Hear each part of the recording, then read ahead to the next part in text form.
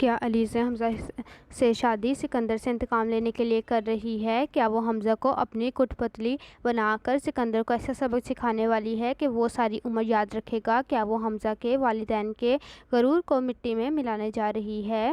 اگر آپ نے ابھی تک ہمارا چینل سبسکرائب نہیں کیا تو ابھی کر لیں اور بیل آئیکن دبا دیں تاکہ آپ کو نیا نوٹیفیکیشن جلد از جلد مل سکے۔ حمزہ کی والدہ کی طرف سے بے عزتی اور اسے حقیر جاننے کے بعد علیزہ اپنے کمرے میں اداس اکیلی بیٹھی تھی۔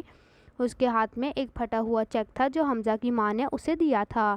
چیک پر لکھی ہوئی رقم اسے طنزیہ انداز میں چبھ رہی تھی، جیسے کوئی تیز خنجر اس کے دل میں پیوست ہو رہا ہو۔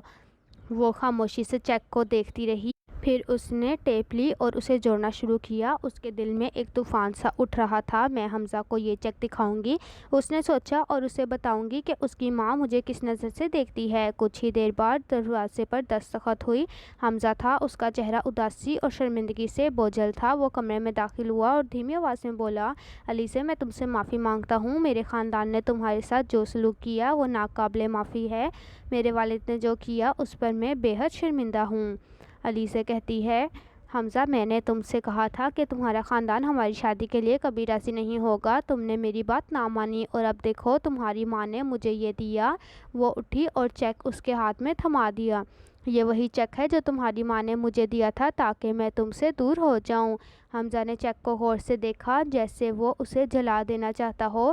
یہ نہیں ہو سکتا، وہ بڑبڑایا۔ پھر اس نے علیزہ کی آنکھوں میں دیکھتے ہوئے کہا، علیزہ، میں تم سے محبت کرتا ہوں، چاہے ساری دنیا میرے خلاف ہو جائے، میں تم سے شادی کروں گا، کوئی مجھے روک نہیں سکتا۔ اس کی آواز میں عجیب سی شدت تھی، جسے وہ اپنی بات پر جان دینے کو تیار ہو۔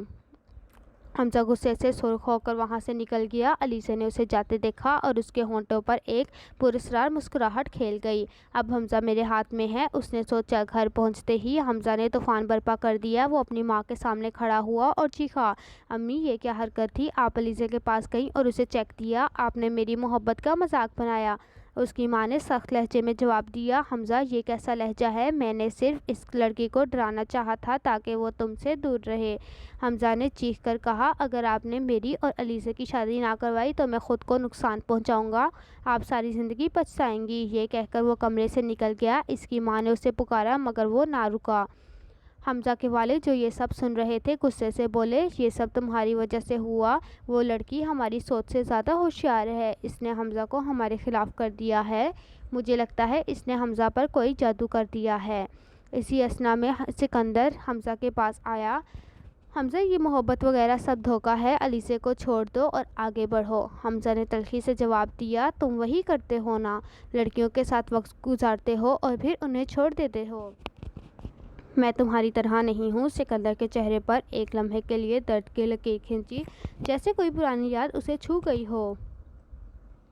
اب سوال یہ ہے کہ کیا حمزہ واقعی اپنے خاندان کے خلاف جا کر علیزہ سے شادی کر لے گا؟ کیا علیزہ کی پراسرار مسکراہٹ کے پیچھے کوئی گہرا راز چھپا ہے؟ کیا یہ محبت کی جیت ہوگی یا کوئی نیا دھوکہ؟ آپ کیا سوچتے ہیں؟ اگر آپ کو میرا تبصرہ اچھا لگا ہو تو میرے چینل کو لائک، شیئر اور سبسکرائب کر دیں۔ اللہ نگہبان۔